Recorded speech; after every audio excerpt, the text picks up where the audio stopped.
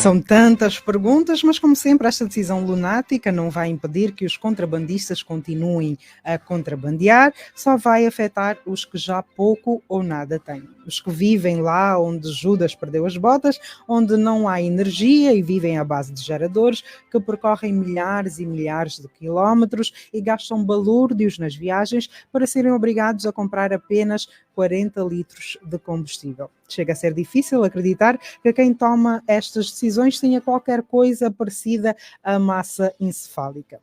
E quando pensamos que já nada nos pode surpreender, eis que é no habitual troca-troca que nos vemos perplexos. O ministro que acompanhou João Lourenço quase desde o início da governação e que aparentava ser intocável, caiu. E no seu lugar foi nomeado ninguém mais, ninguém menos do que o homem Manuel de Luanda. O homem que não tem qualquer aparente histórico castrense, nem dentro do ministério para o qual foi nomeado, apesar de ser conhecido nas lides do Serviço de Inteligência e Segurança do Estado.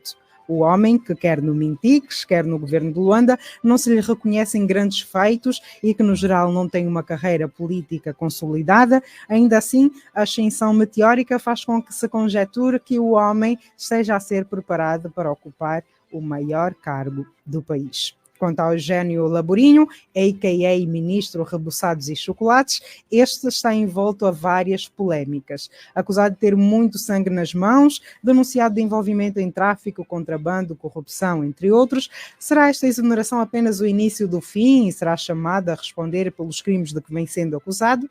A ver, vamos. Para completar a saga das mexidas, a Matapalo vem para Luanda. Quer dizer, um Nunes vem para Luanda e para Benguela vai outro Nunes. Depois de ter sido profusamente elogiado pelo trabalho feito na Huila, em Benguela, Luís Nunes não teve a mesma sorte, não tendo conseguido sequer chegar perto de ajudar a cumprir a promessa de João Lourenço, em 2017, de transformar a província em Califórnia. Já Manuel Nunes Júnior, há quase 1 ano e meio a apanhar pó e já considerado por muitos carta fora do baralho, foi resgatado e vai liderar uma das principais praças eleitorais do país. Mas o que significam de facto estas mexidas, vamos saber com José Gama. Boa tarde, Gama, bem-vindo mais uma vez ao Dias Andados. Muito boa tarde, mais uma vez, eu agradeço mais uma vez pela presença. Eu começo mesmo por esta pergunta, assim, do modo genérico, o que é que significam estas mexidas, estas últimas mexidas?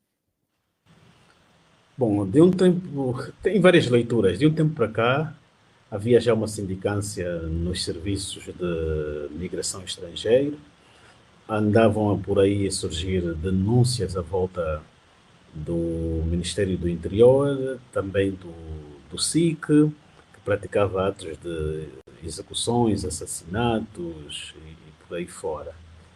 E é provável que o Presidente tenha conhecimento de alguma informação a nível deste setor, ou aquilo estava se calhar a dar numa bagunça, e ele tomou a decisão de intervir.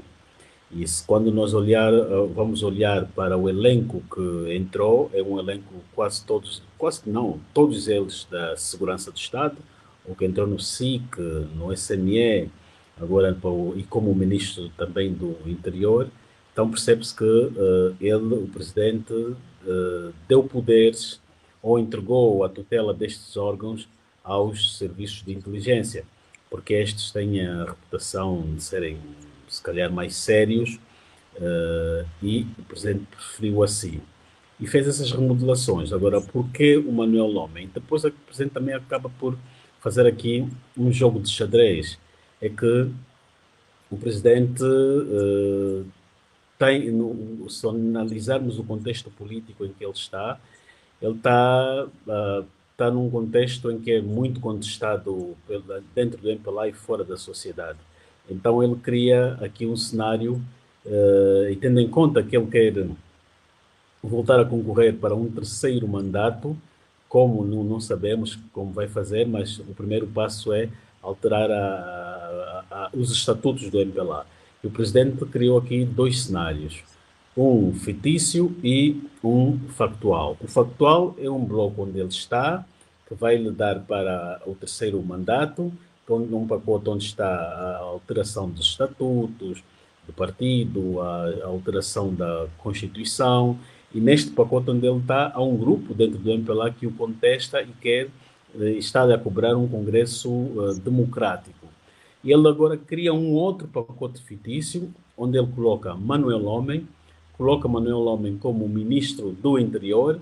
As pessoas vão olhar para Manuel Homem nesta posição e vão olhar para o cenário de 2014, em que José Eduardo dos Santos também, quando estava a preparar João Lourenço, colocou o ministro da Defesa. Lourenço aqui não está a pôr o Manuel Homem ministro da Defesa, mas está a pôr numa instituição também enorme, que controla cerca de 70 mil trabalhadores, uma instituição com uma dimensão considerável, e isto, todo mundo que vai olhar para isso vai sentir, vai olhar para o discurso que ele fez naquela reunião dos CAPs, que queria que poderiam apostar num jovem, e vai-se criar a ideia, o estado de opinião, que o Manuel Homem é de facto o jovem que o presidente há algum tempo falou e identificou para a sua sucessão. O que é que o presidente ganha com isso? Será mesmo esta a intenção? Haverá uma intenção de facto de fazer... Exatamente, por isso é que eu dizia, o que é que o presidente ganha com isso? Ele faz com que as pessoas deixem de debater à volta dele, dos seus problemas, e passem a debater agora com Manuel Homem. Manuel Homem é uma mula. Manuel Homem é o elemento de distração que o presidente criou. Todo mundo vai debater à volta de Manuel Homem e deixam o presidente em paz. Mas, Gama, deixa ver se eu percebi. Estás a querer dizer que João Lourenço não quer de facto fazer de Manuel Homem o seu substituto, quer apenas distrair e ser ele próprio a avançar para um eventual terceiro mandato?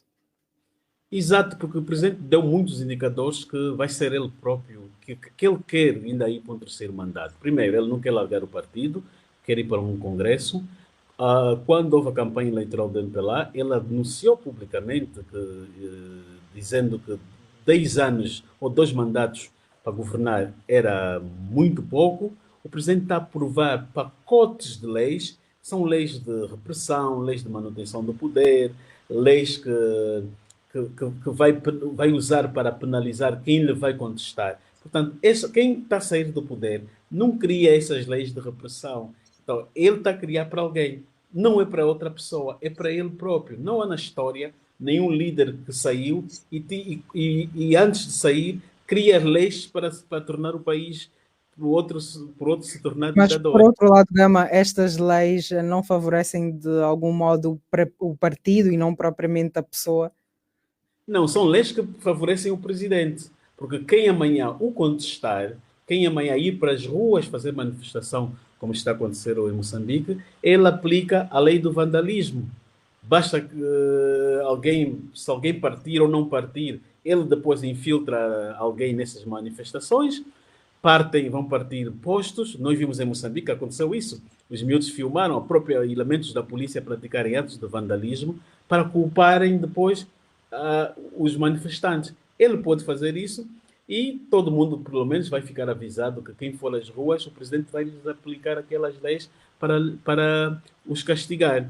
Portanto, tem esta lei também sobre as ONGs, a lei da segurança do Estado, em que ele limita as liberdades individuais das pessoas. Portanto, são leis, se ele é que está a fazer, pensou fazer, ele não pensou para fazer para o Manuel Homem ou para uma outra pessoa, pensou para ele próprio. É como a Constituição. Quando José Eduardo fez aquela Constituição, não fez a pensar no João Lourenço, no Higino ou no Nandô, fez a contar para ele próprio. Cada líder faz leis para se servir, e nossos líderes africanos. E o João Lourenço fez também essas leis. Portanto, estes pacotes todos é para ele. Então, ele tem uma agenda para depois de 2027. Ele vai tentar. Se não conseguir passar, se haver muitos impedimentos, eu penso que ele vai tentar ir por outras vias, mas vai sempre manter ali o Manuel Homem. Se não for o Manuel Homem, outro quadro que revela agora merecedor da confiança do presidente é o general Miala. Ele também pode pôr o general Miala para não se queimar. Vi que o presidente, na reunião dos capos, ele deu a entender que é muito tempo, ainda muito cedo para começarem com as candidaturas. Então, se é muito cedo, por que ele está a pôr o Manuel Lomé já aí? Ele está a preparar para um cenário que é para mais à frente. Se o presidente, ele não vai pôr, por exemplo, um general Miala já aí para não se queimar, mas ele prepara o caminho, mas criando sempre essa ilusão de colocar o Manuel Lomé. Agora, ele mais à frente, se o Manuel Lomé, se ele próprio não conseguir, ele pode pôr o general Miala e vai dar certo. Vai dar certo por quê? Porque as pessoas depois vão dizer, não, pelo menos este tem autoridade, porque para se nomear alguém para presidente ou indicar ou escolher, em África uma coisa conta muito, que é autoridade. E o Manuel Lomé não tem. E o general Miala tem aí nas instituições castrenses e no aparelho de Estado onde ele faz parte. Aí, se for ele, as pessoas vão dizer, não, pelo menos vamos preferir este do que aquele que ainda é jovem, que ainda não está maduro, que precisa de amadurecer mais, e etc, etc. Pode criar esse cenário. Outro cenário também que o presidente pode criar é mesmo, vai com Manuel Lomé, põe-lhe a se candidatar como presidente, o presidente João Lourenço fica como vice-presidente ou fica nas listas de deputado, o Manuel Lomé ganha as eleições por vias que o MPLA faz, ganha. Depois de uma semana, o presidente lhe pede para ele renunciar o cargo. O que é que a Constituição diz? Diz que em caso de renúncia do presidente, não precisa repetir as eleições ou ir para umas eleições antecipadas. Basta que o vice-presidente ascenda e aquilo não se vai chamar mandato, porque o mandato é do Manuel Lomé. Pode também o presidente colocar o Manuel Lomé como candidato a presidente, a senhora Esperança como vice-presidente, o João Lourenço fica nas listas do MPLA, manda os dois depois renunciarem. A lei diz que, em caso de renúncia do presidente e do vice-presidente eleito, o partido que ganhar as eleições pode escolher na sua lista alguém para substituir. Agora, vai vir o debate, vão depois, a oposição vai Mas, dizer... Gama, tendo em conta todos esses cenários que estás a traçar, João Lourenço ainda tem essa credibilidade para, renunciando o Presidente da República ou o Vice-Presidente da República, tem essa credibilidade para ser ele depois já a assumir esse cargo? Ainda dentro do partido ainda tem essa credibilidade, tem essa vontade? Muitos, nas ditaduras, nesses regimes autocráticos, os líderes não acreditam que estão a perder popularidade, não acreditam que estão numa situação de líderes contestáveis, e o João Lourenço acredita também que ele pode fazer correção disso. Ele deu essa resposta quando houve a última reunião do Comitê Central, quando ele traz os elementos da política externa, a visita do Biden, que está por acontecer, a sua participação na reunião do G20 no Brasil, o assumir a presidência rotativa da União Africana, que ele vai assumir no próximo ano. Quando ele traz estes elementos, estes elementos da política externa, ele traz para a política interna para as pessoas poderem ver que ele está a ter um ganho. Pode não ter ganhos aqui internamente, mas tem ganhos e reputação fora. Então, ele vai aproveitar essa reputação, essa ficção que ele tem dessa alegada reputação externa para trazer aqui para dentro para poder se impor. Então, ele acredita nisso, pelo menos é aquilo que ele deixou claro naquele discurso. E com isso ele vai tentar para passar uma ideia de que o Biden até veio aqui, sou reconhecido, que ainda posso concorrer mais para o mandato. Eu acho que ele vai, pelo menos até aqui o presidente nunca nos deu indicadores algum de que não quer ficar mais no poder. Todos os passos que ele dá é de ainda ficar. Ele não tem... A sua agenda não é uma agenda de ficar, não é uma agenda de ir. É uma agenda ainda, é uma agenda de poder. Pelo menos está tudo claro assim. Quando há grupos que querem um congresso democrático e ele se opõe, ameaça, procura dar a entender que se querer se candidatar para o MPLA nestas alturas é sinônimo de destabilizar o partido. Então, se ele está a ameaçar os outros, entre aspas, é porque ele precisa daquela posição que ele vai concorrer. Aliás, ele já na reunião do Comitê Central, um dos pontos que estava na mesa é justamente a alteração dos estatutos. Vai alterar o que é? O 120, o artigo 120, para ele poder ir para um terceiro mandato no partido, e depois, mais à frente, ele vai ver a questão da Constituição. E olha, houve a legalização daquilo do partido, do para já, que há muito o regime negava o seu avanço, mas agora deixaram o para já em paz, porque mais à frente ele pode precisar também do para já para lhe ajudar a nível do Parlamento para aprovação da Constituição, quando ele não sabemos qual é a fórmula que ele vai usar para ilimitar os mandatos do Presidente da República. Mas ele, conforme dizíamos, ele pode ir para um terceiro mandato indireto, um terceiro mandato hipotecado, que é esta via que estávamos a dizer, que é o Manuel Homem e a Esperança avançam, depois renunciam, e o Presidente depois o MPLA, conforme manda a lei, o artigo 135, que diz que o partido que ganhou é só tirar alguém da sua lista para presidente e vice-presidente, o MPLA volta a pô-lo como presidente. Quando as pessoas reclamarem, ele vai dizer que não, que aquilo não é mandato, que mandato é quando alguém concorre às eleições, tem aquele processo todo, e ele não concorreu como candidato, ele apenas foi ali para preencher um vazio constitucional. Então eles vão dizer que aquilo não vai se chamar mandato, que não tem características, não vai se chamar mandato, e ele vai cumprir o terceiro mandato, vai chegar lá de forma indireta. Mas essa nomeação de Manuel Homem não pode ser vista como uma intenção de trazer uma nova perspectiva e abordagem para as questões de segurança pública, distanciando-se um pouco da abordagem militarizada, sendo o Manuel Homem um civil? Não, porque ele, no fundo, entregou o interior para a segurança do Estado. Se calhar querem também olhar para a segurança do país numa perspectiva de inteligência. Ele afasta o ministro Laborinho, né? O Laborinho tinha aí já alguns problemas, já teria criado também alguns constrangimentos, como é o caso do uso da avioneta do Estado para uma utilidade pessoal e depois danificou o aparelho. Ele tira e coloca ali o Manuel Homem. O Manuel Homem, no fundo, veja lá uma coisa, o Manuel Homem ele vai estar ali como ministro, mas os diretores que ele tem ali são indivíduos que têm uma carreira antiga de mais de 30 anos no serviço de segurança. Estamos a falar aqui do senhor Tânio e do senhor Coimbra.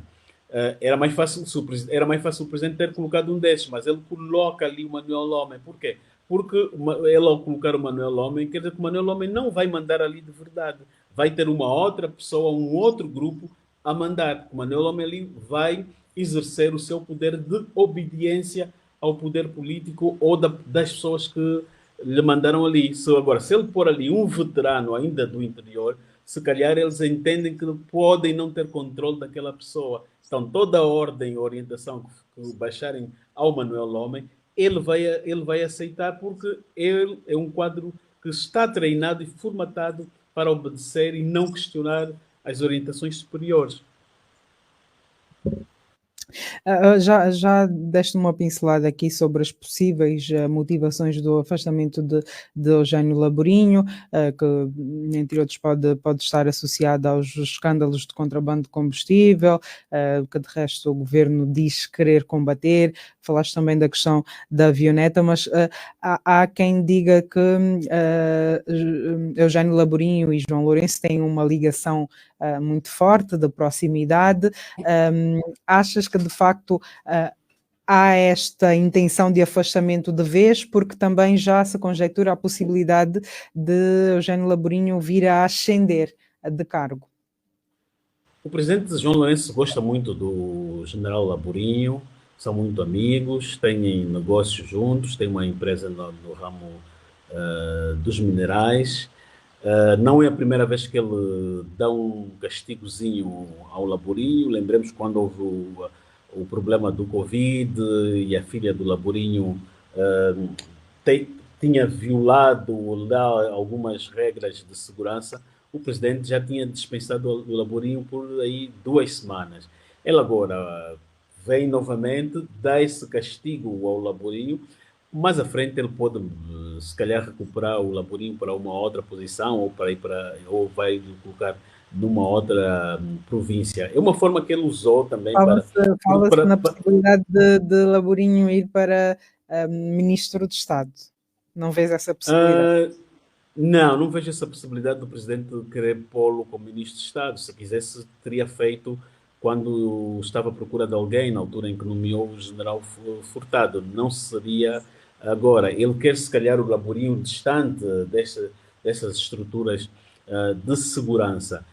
No caso do Laborinho, ele revela ter um carinho especial também pelo Laborinho, tal como o Zé Tavares, embora que pode também passar a mensagem de que o presidente não tem problema em destratar e humilhar os seus amigos.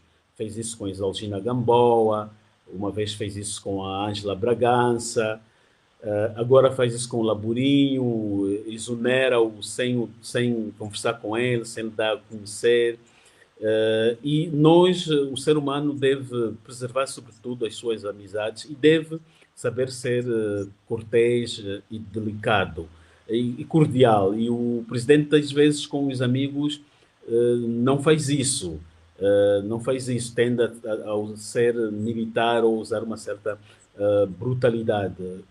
O Laborinho deve perceber, conhece o presidente, sabe que depois, a qualquer momento, vai ser reabilitado para uma outra posição, embora que haja um outro caso do ex-ministro da Construção ou Obras Públicas, o Manuel Tavares, também amigo pessoal do presidente e compadre. A dada altura também havia muitas queixas à volta dele e o presidente não teve também problemas em se desfazer dele, exonerou também sem o dar a conhecer e até hoje não o reabilita, também não é obrigado a fazê-lo. Mas no caso do Laborinho, mais à frente ele pode ver como resolver o problema do Laborinho e lhe acomodar aí numa outra posição. Mas não esqueçamos também que Laborinho está presente no Congresso do MPLA, está à frente também de uma comissão.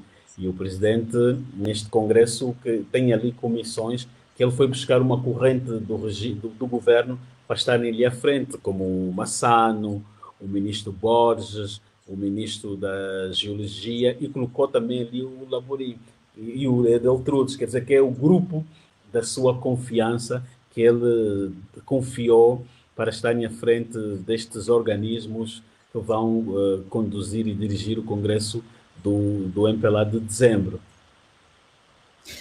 Não tendo histórico castrense militar ou paramilitar, Manuel Homem vai conseguir corresponder às expectativas ou vai, como frisaste há bocado, conformar-se com um cargo de fachada? Ele vai, vejamos que o Manuel Homem o Manuel Homem é formado em informática, o Manuel Homem tem uma carreira feita nos serviços de informação. O Manuel Homem, o Serviço de Informação é uma organização paramilitar. Então, ele está preparado tem princípios de defesa do Estado. Ele pode não estar familiarizado necessariamente com o interior, mas nunca, na segurança, ele estava numa área da informática, depois foi em comissão de serviço para o Ministério das Telecomunicações, mas ele agora, como está como político, sabe qual é o papel, é melhor até essa pasta, não precisa ser um militar, mesmo um civil pode ocupar. E, como dizia, ele vai ter ali, vai estar assessorado por quadros experimentados, veteranos, e pode vir a dar conta do recado. Se ele conseguiu, ou esteve à frente de Luanda, não é a primeira vez que ele vai e está à frente de um ministério, já esteve na comunicação social. Quando houve as eleições, o Manuel Homem é que esteve à frente de uma estrutura que fez a fraude eleitoral. Ele nunca tinha estado à frente de um dossiê como este, mas pela primeira vez esteve presente e deu-se bem. Ele era a pessoa que interagia com esta empresa, a Indra. Portanto, ele percebe, ali também ele cumpriu um bom papel de obediente. Aqui também pode fazer aquilo tudo que lhe mandarem. Ele vê que tem, pelo que se vê, o presidente identificou nele um perfil de obediência. Portanto, se tem um perfil de obediência, não é para presidente da República. O presidente da República, para a presidência da República, precisa-se de um líder, de alguém que tem uma autonomia, não é de alguém que recebe ordens. Então, o presidente, nesse momento, ele é o chefe e não estaria a criar um chefe para ele que vai ser obediente. A menos que ele queira depois. Mas pronto. Mas a questão é: se ele está aí, pode, é um cargo político onde ele está, não é um cargo necessariamente para militares. Manuel, homem à parte, Luís Nunes vem para Benguela, teremos uma Matapala a trabalhar a toda a força na capital? Em Benguela, muitas obras foram confiadas ao Matapalo, como alguns hospitais. Mas a grande preocupação é que o Luís Nunes foi nomeado governador de Benguela em setembro de 2022. Faz agora 2 meses. Ele, quando chegou em Benguela, tirou os administradores, colocou-os de sua confiança. Agora em Luanda vai chegar também, vai tirar os que ele encontrou, vai pôr os da sua confiança. Isto o que é que causa? Isso causa uma instabilidade no governo provincial, nos governos provinciais, porque os administradores municipais não conseguem ter uma tranquilidade de governar, por exemplo, para um mandato de 4 ou para 5 anos. Sempre que há alteração dos governadores, eles também sofrem um abalo, sofrem alteração.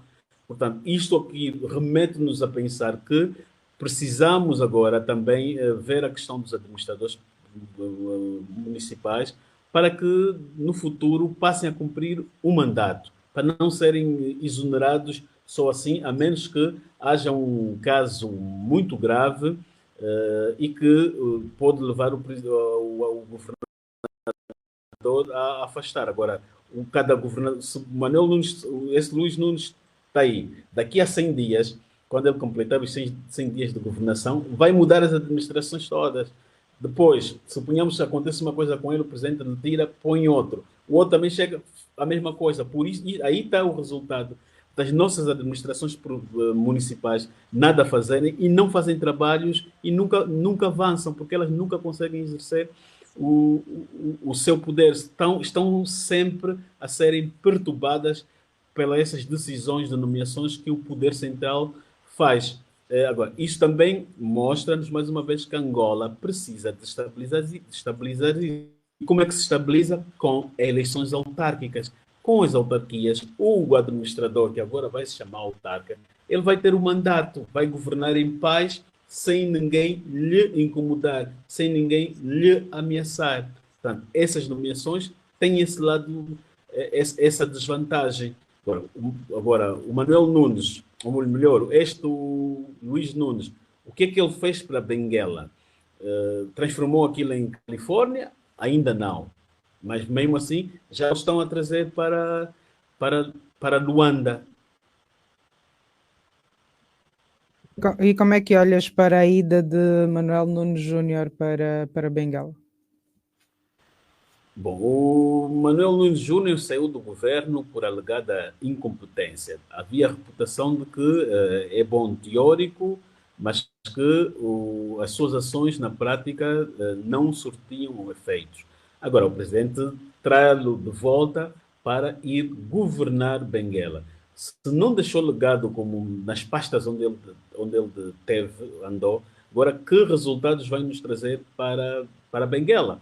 Portanto, são daquelas nomeações políticas. Ele não está-se a nomear para a pessoa fazer ou desenvolver algo nas províncias. Está-se a nomear mais por confiança política, para alguém que vai estar ali e vai conseguir conservar o poder do partido MPLA. Portanto, nós temos aqui uma estrutura de governação altamente partidarizada e a agenda destas nomeações, os propósitos, são sempre nestes de reforçar o partidarismo das instituições do Estado. Por isso é que ele traz aqui alguém do partido Se é competente ou não, já não interessa, não interessa para ninguém, para o presidente, nem para quem o aconselhou, mas o importante é ser um homem do partido.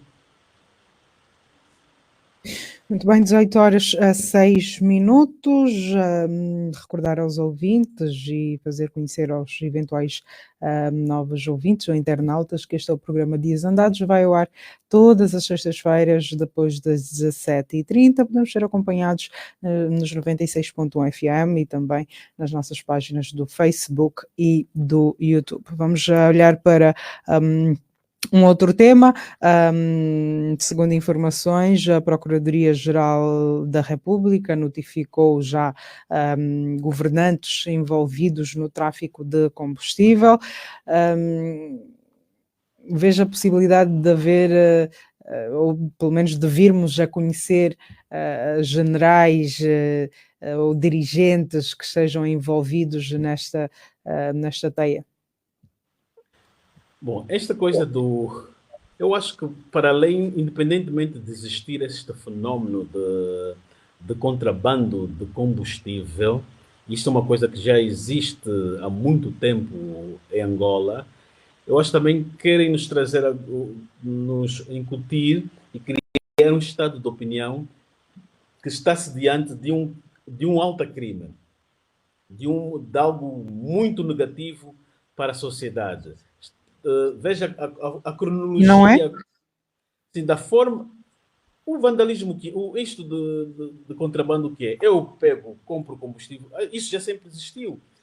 Aliás, mesmo até na Namíbia, há muitos namibianos vêm, trazem os seus carros e abastecem em Angola. Faziam isso, que era mais barato.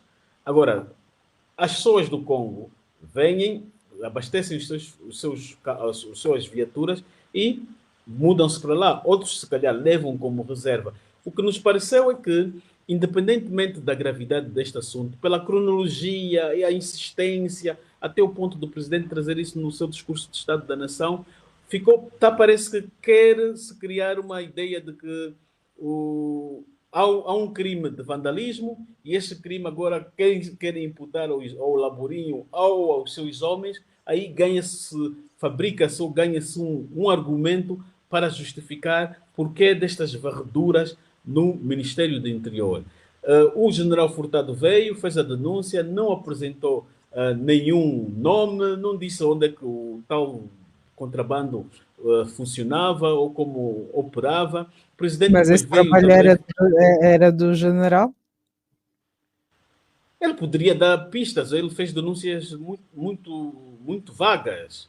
Só veio denunciar, olha, isso. E o que eu estou a dizer, pela cronologia, a insistência nesse debate de vandalismo, parece uma fabricação que se quer criar para responsabilizar alguém. E depois está-se a falar, e ele menciona mais os comandantes da polícia, depois coloca-se também na salada alguns generais, fala-se também de generais. E o presidente também no discurso da nação falou de políticos. Acho que até que se calhar falou de políticos da oposição, fez esta insinuação. Vamos ver, precisamos ver isso até o fim, o que é que isso vai dar, para termos a certeza se não é um artifício ou se de facto é algo real que se passou. E devem-nos apresentar os dados para termos a percepção da dimensão deste ato de contrabando de combustível. Aliás, há dias também a Casa Militar foi apanhada a contrabandear cobaltos que vinham da República do Congo. As viaturas, os caminhões traziam e só foram liberados 4 dias depois. A polícia da Lunda Norte depois veio sair com um comunicado a dizer que aquilo estava em conformidade. Então, durante 4 dias que estava ali, não se conseguiu ver a conformidade. E os objetivos da Casa Militar, o propósito da Casa Militar, não é a exploração de cobalto. Então, há algo aqui que não estas artimanhas, achas que teremos de facto resultados, nomes e endereços das pessoas que estão por detrás deste... Falo do grande contrabando, não é? Do que fizeste menção, das pessoas que vêm abastecer, ou aquele contrabando que de facto lesa o Estado. Teremos resultados de facto? Eu acho que não. A pessoa, e muitos casos já aconteceram, as pessoas levaram combustível para o outro lado.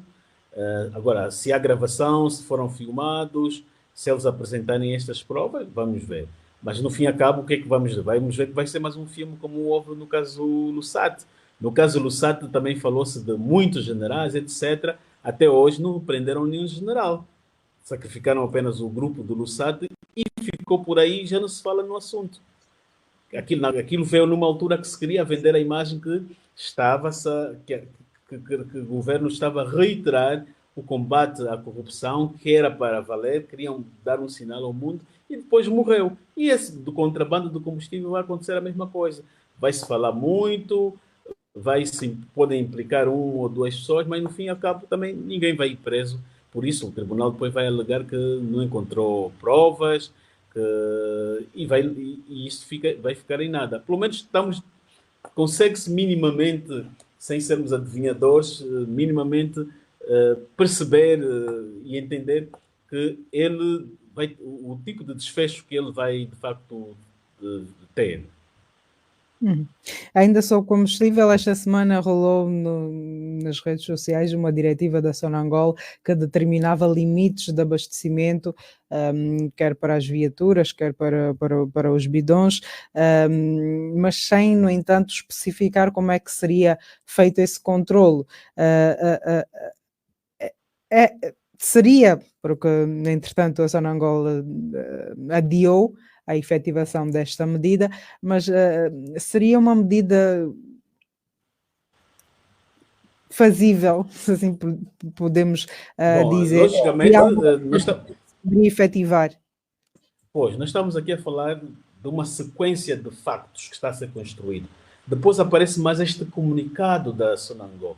Qual é o propósito? O propósito é querer mostrar, dizer às pessoas que de facto há mesmo vandalismo, que até a Sonangol detectou e ele agora está a apresentar aqui medidas do tipo de volume e a dimensão dos recipientes que vai se usar para a compra dos tais combustíveis. Portanto, eu acho que a Sonangol já deu conta deste problema há muito tempo. Só hoje é que também aparece a tomar esta medida. Por que não baixou a ordem juntos ou fez uma orientação juntos aos homens que estão ali nos postos de combustível? Ele vem, faz um anúncio de caráter nacional, um comunicado para toda a gente. Então, percebe-se claramente aqui que a Sonangol também entrou ou foi orientada a produzir este comunicado para passar esta mensagem, para vincar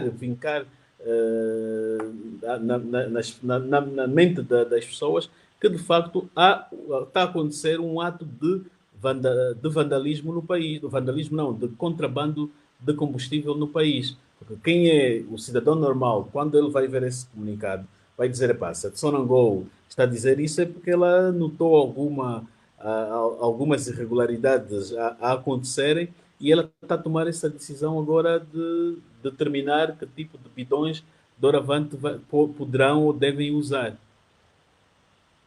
Mas, entretanto, a Sonangol recuou na decisão. Achas que chegou-se à conclusão de que era uma decisão que não fazia sentido, ou também esta diretiva que circulou foi meio que uma forma de medir a pulsação e caso não houvesse a reação que houve, de facto seria levada avante?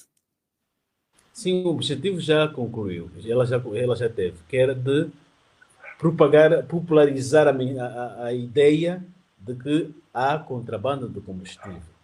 Ela ajudou a cimentar esta retórica. Agora, depois ela vem e diz, olha, retiro as minhas palavras. Praticamente, e veja o diretor da Sonangol, para fazer aquilo, assinar aquele documento, consegue-se perceber que há uma orientação política, porque está aqui uma sequência de factos a acontecerem à volta desse dossiê do contrabando de combustível. Vem o Furtado, depois vem... Não, primeiro houve no caso do Zaire, onde o governador denunciou, aquele pareceu mais autêntico. Agora, o outro grupo aí do poder terá usado esta história dos contrabandos também para agora tentar colar com esta direção do general Laborinho. O do Zaire estava um pouco bem sustentada, dizia, olha, é este, é aquele. Vimos o Jerônimo Cissa também a reiterar, fez denúncias sobre as práticas de contrabandos do combustível na província do Zaire e até o processo foi contra ele. Foi acusado de estar a difamar as autoridades. Agora, as autoridades, como viram que precisam desta linguagem de contrabando, foram buscar este mesmo assunto. Há quem diga que esta decisão pode sugerir alguma escassez de combustível. Faz sentido? A decisão Essa decisão de limitar o abastecimento. Não acho que senão a Sonangol teria anunciado antes que está à vista ou está em curso um programa de restrições ou de limitações do combustível. Esta decisão, conforme estávamos a dizer, é claramente política. Pelo menos tem um pendor político, mais político do que técnico. Muito bem, vamos avançar para outro tema que também foi destaque esta semana, mais precisamente a composição da Comissão Nacional Eleitoral. Com a aprovação do projeto do MPLA, o partido maioritário fica com 9 representantes, mesmo tendo reduzido o número de deputados. Justifica-se a postura do partido governante? Pelo menos compreende-se. Por que se compreende? Porque em Angola nós temos duas instituições que garantem e legitimam o poder político, que é a CNE e o Tribunal Constitucional. E estas duas estruturas o regime não cede. Vimos em 2021, 2022, quando o Manico foi eleito, ele foi escolhido num concurso público fraudulento, fez todo o esforço de o colocarem ali. Agora, eles, quando precisam da CNE, porque a lei diz que a composição da CNE é proporcional à composição do Parlamento. Mas o MPLA, em 2022, tivemos as eleições, o MPLA reduziu de deputados, a UNITA aumentou, surgiram novos partidos, mas quando vai estudar aqui a composição, o MPLA não quer usar este princípio de que ele tenha de reduzir e a UNITA aumentar. Ele não quer. Então, está a usar porque se ele usasse esse princípio, a UNITA, o MPLA teria 8 comissários na CNE, a UNITA teria 5, os outros partidos, os 3, a FNLA, este da Bela Maratia, o Partido Humanista e o PRS, teriam cada um. Então aquilo ficaria um empate. Qual é o constrangimento que isso causaria ao MPLA? É que quando a CNE organiza as eleições, depois há a decisão final, que é do plenário, o plenário depois ali vão à votação. Se indo à votação, metade, o MPLA com metade e a oposição com metade, o MPLA teria dificuldades em depois validar ou tomar decisões à volta do processo eleitoral. Então, ele não quer esse constrangimento. Ele prefere agora dar uma outra interpretação. Trata-se de uma vontade do MPLA ou trata-se de lei? O que é que a lei diz? Neste momento, a lei diz, usa o princípio da proporcionalidade, mas nesse momento trata-se de uma vontade do MPLA. Ele está a fazer uma interpretação propositadamente errônea para aquilo passar. Agora, vai caber à UNITA impugnar, recorrer às instituições, ao Parlamento, ou melhor, recorrer ao Tribunal Constitucional mais à frente. Agora, estas decisões são muito perigosas porque o MPLA vai aprovando, vai interpretando as leis da sua forma, os outros vão recorrer no Tribunal Constitucional, o Tribunal depois vem dar razão ou não, o que vai ficar ali depois, a decisão final do Tribunal vai fazer jurisprudência. Amanhã, estes acórdãos que estão a ser produzidos podem servir também para se usar contra o MPLA. Pode servir também para julgar um dia o MPLA. Aliás, já há muitos acórdãos feitos pelo TCE a quando das eleições de 2012 e 17, sobretudo 2012, creio que é o acórdão 224, 225.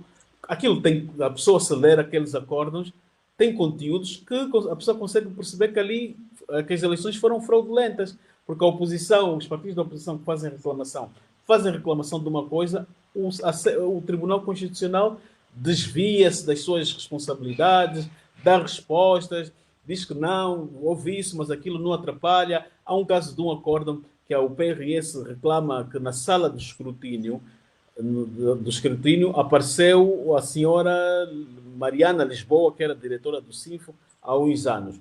Quando recorrem ao tribunal, o tribunal diz não, a presença da senhora ali não diz nada e não atrapalha e nem influencia no final dos resultados.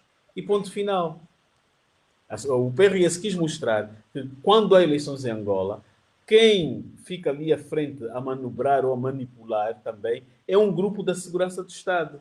Quando ele foi queixar e apresentou a evidência, disseram não, que a presença da senhora não atrapalha. E nós sabemos que na sala de escrutínio ou na sala técnica que se cria, que a CNE cria, o acesso às pessoas é limitado. Só apenas o presidente, o coordenador, nesse caso o presidente da CNE, mais um adjunto que tem direito a acesso. Nem os outros comissários têm. Portanto, esta ameaça da UNITA de desencadear um contencioso judicial, pelo menos para já, pode não dar em nada. A questão não é não dar em nada. Pode, mas vai produzir um documento que vai fazer jurisprudência. E isso é perigoso. É o que estávamos a dizer. É tipo é semelhante àquele acórdão que o tribunal aprovou contra o Adalberto. O que é que aquele acórdão diz? Ele diz que qualquer um pode amanhã, mesmo sem fazer parte de um partido político, pode impugnar um congresso de qualquer partido que for realizado. Diz que também que não há limites de quanto aos times de impugnar. Quer dizer, que um congresso que foi realizado até 10 anos atrás, eu posso impugnar. Este acordo não vai servir também para o MPLA como? O MPLA vai organizar o seu congresso em 2026, 2024 e 2026. Todas as irregularidades que forem aí cometidas, as pessoas vão deixar guardado ali. Quando for a altura do João Lourenço sair ou quiser trazer a sua agenda para o terceiro mandato, e perto do fim, os seus adversários ou os seus colegas vão recorrer ao tribunal e vão dizer, não, está aqui, o acórdão está aqui, é uma lei, que é o acórdão usado contra o Adalberto. Fez jurisprudência. Então, o tribunal não vai ter como salvar João Lourenço. E aquilo passa, portanto, com muitas leis, por isso é que se avisa que quando está-se a fazer leis, tem que ter muita atenção para que leis que se feitas contra o adversário político, elas amanhã podem servir para ti. E o caso do Saddam Hussein é um grande exemplo. Ele fez muitas leis contra os seus adversários, para aniquilar os seus opositores. No fim, essas todas as leis não revogaram, deixaram para servir contra eles próprios. Ok, Gama, mas esse teu amanhã parece muito longe. No que diz respeito a agora, né, o MPLA aprovou a composição da CNE. Em termos práticos, o MPLA vai manter os 9, a UNITA os 4 e os outros os 3. Em termos práticos, a UNITA sai a perder, mas ameaça apresentar um contencioso judicial. O que eu quero perceber é se achas que este contencioso, para já, pelo menos para este mandato, vai servir de alguma coisa, vai valer de alguma coisa, ou vamos ter essa composição da forma que o MPLA quer? Não, eu acho que a UNITA vai conseguir. Ela, a partir já de agora, vai recorrer às instituições competentes, neste caso ao Tribunal Constitucional, para pedir, para haver ali um esclarecimento. Agora, se ele deixando assim, é permitir que o MPLA vá para as eleições de 2027 com uma CNE que lhe é altamente favorável, que está que, é, que fica sob o seu controle. E a UNITA não vai querer isso. Então, a partir de agora, eles vão já fazer isso, avançar com esse contencioso. Mas esta composição implica necessariamente que em 2027, nas eleições de 2027, o MPLA saia a ganhar? Sim, se ele tem a maioria na CNE, se ele tem a maioria no Parlamento ou no Tribunal Constitucional, ele sai a ganhar. Porque a decisão final na Comissão Eleitoral é por votação dos membros. E o MPLA agora tem a maioria. Tendo a maioria, a sua posição é que vai vincar.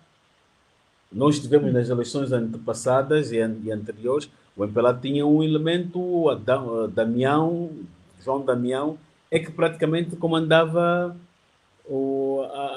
a CNE, para além do Manico. Muito bem, 18 horas e 23 minutos, vamos para o último tema da noite. Vamos falar sobre o novo aeroporto Dr. António Agostinho Neto, que começa a operar a 10 de novembro, segundo as contas da TAG, mas apenas com voos a Cabinda, Luanda e vice-versa. Isto implica necessariamente dizer que alguma coisa correu mal? Não, a decisão é assim, a decisão aqui é política, mas nos aeroportos as decisões deveriam ser técnicas. Ele toma essa decisão toma uma decisão destas em política em função do parecer técnico. No caso do novo aeroporto, ele já foi inaugurado há um ano. Há necessidade dele estar já a operar para não ficar como um elefante branco aí tirado, mas há questões pendentes que ele ainda, pelo menos, que revelam que ele ainda não está preparado. Não temos a certeza se já foi certificado internacionalmente. É capaz de ainda não estar. Daí que os voos vão ser ainda também para as províncias, a nível do interior do país.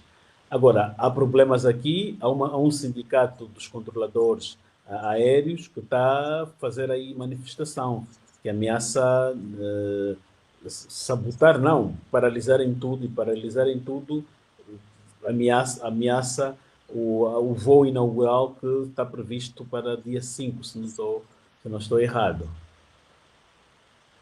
Uhum. E também há relatos de que as companhias, as outras companhias que operam aqui no 4 de fevereiro se recusam a ir para o novo aeroporto. Isto significa que de facto não há condições para se operar ainda? Ou está-se a fazer um Sim, braço de as ferro? companhias nesse momento estão no 4 de fevereiro, para elas imigrarem para outro sítio, isso envolve condições de logística, muitas operações. Ela precisa ter certeza que também ali no novo aeroporto já há condições de transporte. Imagina lá um funcionário que não tem transporte, como é que vai chegar? Se o metro ou comboios do Bungo até o aeroporto já está a funcionar, ele precisa de ter essas todas as condições. Das companhias não querem ir para lá num quadro de ensaio. Querem ir já para lá trabalhar. Depois, há ainda problemas naquelas estradas, dizem que às noites, às vezes, não há energia. Nos arredores, parece-me que ainda não há hotéis. Os funcionários vão querer estar perto de um aeroporto que tenha hotéis para que amanhã, se alguém, suponhamos, quiser dormir, pode de facto dormir lá. Resumindo, Gama, o aeroporto tem ou não condições para começar a operar, ainda que seja com os voos Cabinda-Luanda? Não, ele dentro parece-me haver condições, mas agora faltam as condições secundárias que levam as pessoas a irem se sintam habilitadas para trabalhar para lá. E agora precisamos saber se ele também já está certificado. Se não está certificado pela IATA para voos internacionais, então ele não vai poder. Então vai ficar apenas com as províncias.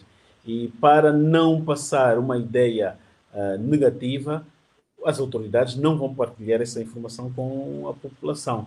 vai ficar Mas assim. o facto de começar apenas com voos domésticos já não dá essa indicação? Sim, há muitos sinais que já começam a indicar para isso, que ainda não foram, não lhes passaram o certificado. Então, para, para essa fase experimental, vão usar estes voos para o interior, que este começa primeiro com Cabinda. Pode haver riscos em começar, ainda que seja com os voos de cabinda? Há riscos inerentes? Não, não vejo aqui riscos, a não ser que o risco é as pessoas que vão sair de um sítio para o outro, que podem ser alvos de assalto. Aquilo vai ser uma rua, aquela do novo aeroporto, que vai atrair também os bandidos, os assaltantes, porque vão saber que são pessoas que estão aí para o aeroporto. O aeroporto funciona como uma bolsa de valores.